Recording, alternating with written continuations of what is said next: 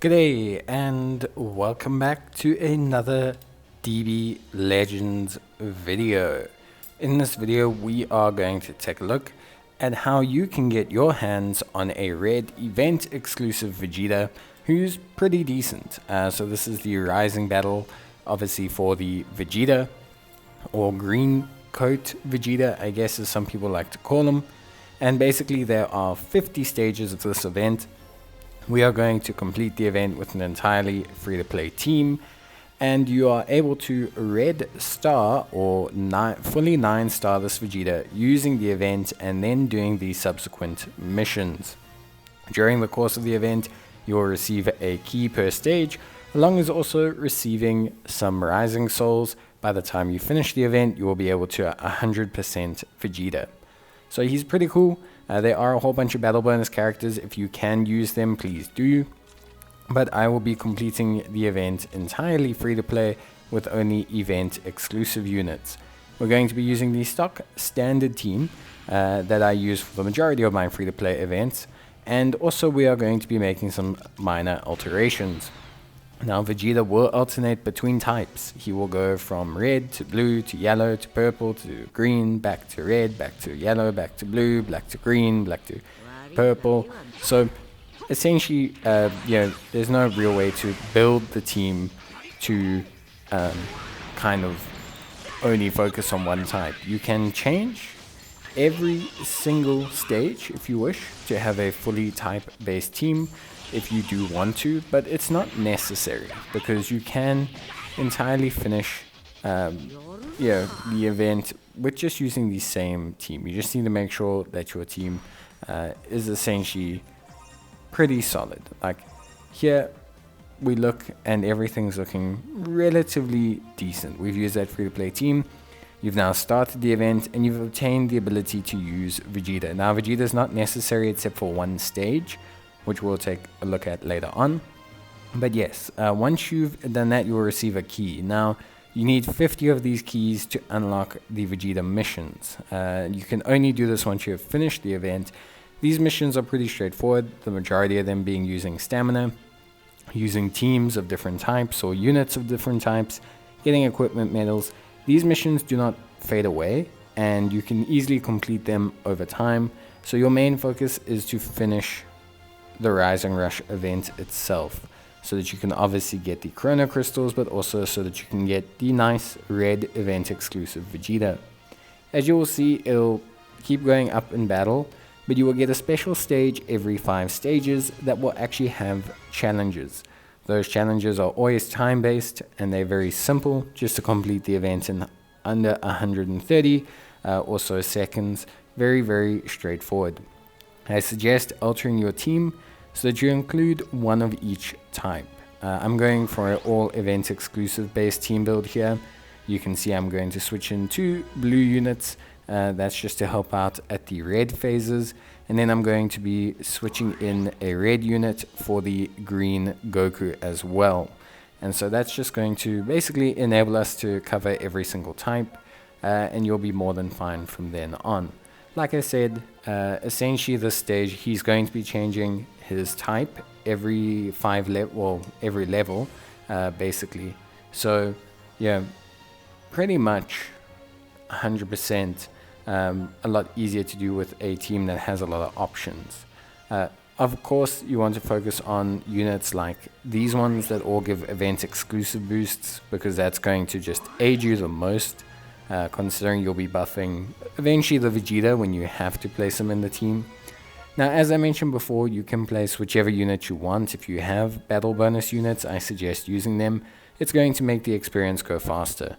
With this team, I managed to auto battle pretty much the whole thing, which means you don't need to stress too much about the event. I only actually had to play myself like 3 stages.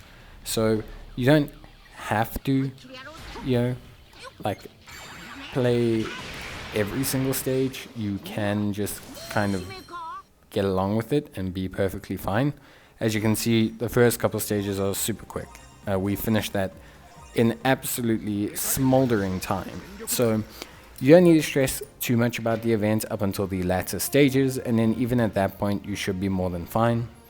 I'll show you how we change the team at that point. But yeah, so essentially we just jumped ahead in time.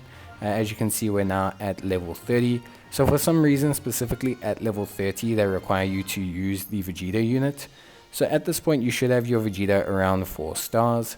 I highly suggest soul boosting him. You won't be able to fully soul boost him, but just soul boost him as far as you can.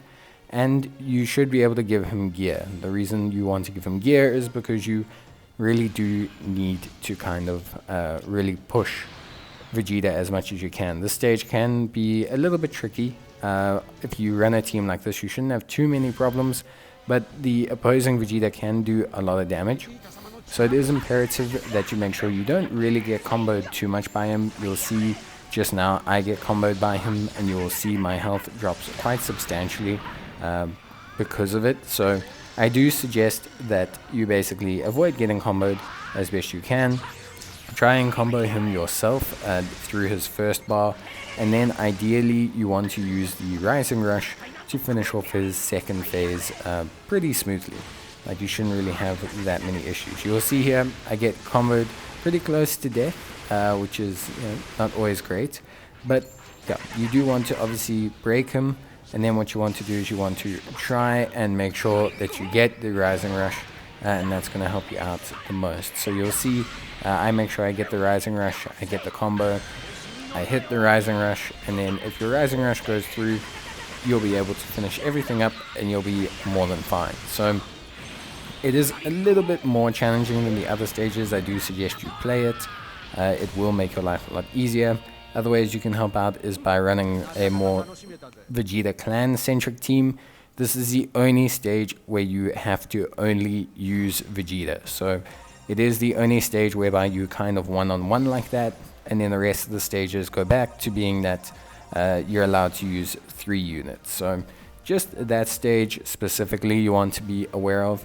But yeah, what we're going to do is we are going to progress forward. We'll cut back obviously once we have finished the event, and then we'll talk about the last stage and then the benefits of Vegeta that you can obviously get. So we're here at the final stage. I highly suggest that you use 3 red units where possible. I'm going to show you the ones that I use. I'm also using only event exclusive ones, and I'm also only going to be using ones that are currently up so that you can use them, although I do suggest using really good ones like the Legends Road Goku or the Kakarot, because the Kakarot's really good. But yeah, I suggest that you use these units because they are currently up, so you can currently farm them. The Goku from the Goku event, and the Ultra Rare Goku obviously from the Ultra Rare Goku event. So yeah, those are the 2 units I'm using. I suggest you take 3 red units.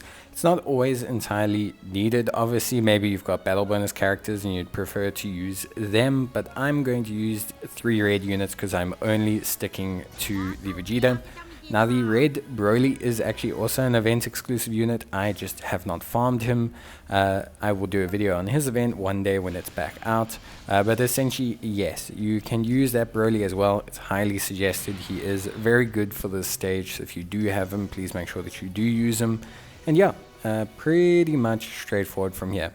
Now, these guys do hit very hard. Basically, what you're going to do, if you are like me, is you're going to want to use your other red units basically as living body doubles, or just like body coverage, so that they can basically take hits to just save some more health on Vegeta. That's basically the entire premise of how I use these units.